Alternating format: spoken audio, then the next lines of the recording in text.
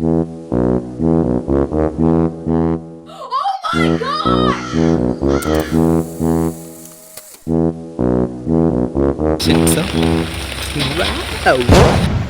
Guys, crazy talks with me എന്ന എൻ്റെ പ്രഹസന പരമ്പരയിലേക്ക് എൻ്റെ എല്ലാ മാന്യ പ്രേക്ഷകർക്കും ഹൃദയം നിറഞ്ഞ സ്വാഗതം.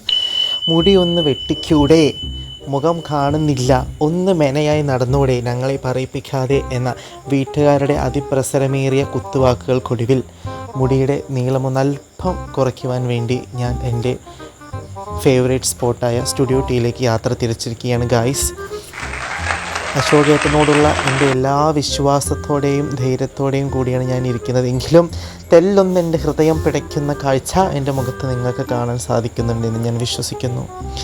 വളരെ കുറച്ച് മാത്രം, എന്നാൽ മുടിയുടെ നീളം ഒട്ടും കുറയാതെ, മുടി അങ്ങോട്ട് ചെരിയാതെ ഇങ്ങോട്ടും അറിയാതെ എന്നെല്ലാമുള്ള എൻ്റെ തുടരെയുള്ള എല്ലാവിധ നിർദ്ദേശങ്ങളും കേട്ട് ക്ഷമയോടെ കേട്ട് എനിക്ക് എല്ലാം ശരിയാക്കി തരാം എന്നുള്ള ഭാവത്തിൽ നിൽക്കുന്ന അശോകേട്ടനെ കണ്ടപ്പോൾ എനിക്ക് എന്തോ മനസ്സിനൊരു സംതൃപ്തി തോന്നിയിരിക്കുന്നു ഗൈസ്. എങ്കിലും ഈ തലയിൽ ഞാൻ ഇന്നൊരു താജ്മഹൽ പണിയും എന്ന അശോകേട്ടൻ്റെ ഭാവം എന്നെ തെല്ലൊന്ന് ഭയപ്പെടുത്തിയെങ്കിലും അതൊന്നും വകവയ്ക്കാതെ ഞാനിരുന്നു. അരുത് കാട്ടാളാ വെട്ടരുത് എന്ന് സ്കൂളിൽ പണ്ടെപ്പോഴോ പഠിച്ചൊരു കവിതയാണ് ഈ അവസരത്തിൽ എനിക്ക് എൻ്റെ മനസ്സിലൂടെ കടന്നുപോയത്. വെട്ടുന്ന കത്രിക കൊള്ളുന്നത് എൻ്റെ മുടിയിലാണെങ്കിലും വേദന എൻ്റെ ഹൃദയത്തിലാണ് ഗൈസ് അനുഭവപ്പെട്ടുകൊണ്ടിരിക്കുന്നത്.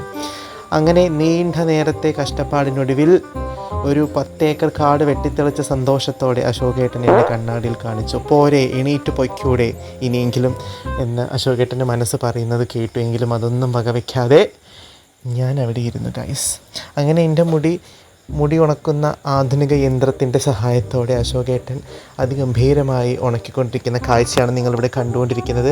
അതിൻ്റെ ചൂട് എൻ്റെ കഴുത്തിലും തലയിലും തട്ടി അയ്യോ അശോകേട്ട മതി എന്നെല്ലാമുള്ള എൻ്റെ വേദനാജനകമായ വാക്കുകൾ ഒന്നും വകവയ്ക്കാതെ അശോകേട്ടൻ്റെ ദൗത്യത്തിൽ തുടരുകയാണ് ഗൈസ്. മുടി വെട്ടിത്തെളിച്ചതിൻ്റെ സന്തോഷം എൻ്റെ മുഖത്തുള്ളതിൻ്റെ 10 ഇരട്ടി അശോകേട്ടൻ്റെ മുഖത്തും നിങ്ങൾക്ക് ഈ അവസരത്തിൽ കാണാൻ സാധിക്കുന്നുണ്ടെന്ന് ഞാൻ വിശ്വസിക്കുന്നു. അങ്ങനെ എൻ്റെ മുടിയിലെ താജ്മഹാലിൻ്റെ അറ്റകുറ്റപ്പണികളിലേക്ക് കടന്നുകൊണ്ടിരിക്കുകയാണ് ഗായ്സ് അശോകേട്ടൻ. ഇതെവിടെ ചെന്ന് അവസാനിക്കുമോ എന്തോ, ഒന്നും വേണ്ടായിരുന്നു എന്നെൻ്റെ മനസ്സ് പറയുന്നുണ്ടെങ്കിലും ഇനി ഒന്നും പറഞ്ഞിട്ട് കാര്യമില്ലല്ലോ ഗായ്സ്, എല്ലാം കയ്യിൽ നിന്ന് പോയി. പക്ഷേ എന്നെ ഒട്ടും നിരാശപ്പെടുത്താത്ത രീതിയിലുള്ള ഔട്ട്ലുക്കാണ് എനിക്ക് അശോകേട്ടൻ നേടിത്തന്നത്. അതുകൊണ്ട് തന്നെ തെല്ലൊന്ന് സങ്കടം മൂടി പോയതിലുണ്ടെങ്കിലും ഒട്ടും പോയില്ല എന്നുള്ള സന്തോഷത്തിൽ ഞാൻ അവിടെ ഇരിക്കുന്ന കാഴ്ചയാണ് നിങ്ങൾ കണ്ടുകൊണ്ടിരിക്കുന്നത് ഗൈസ്.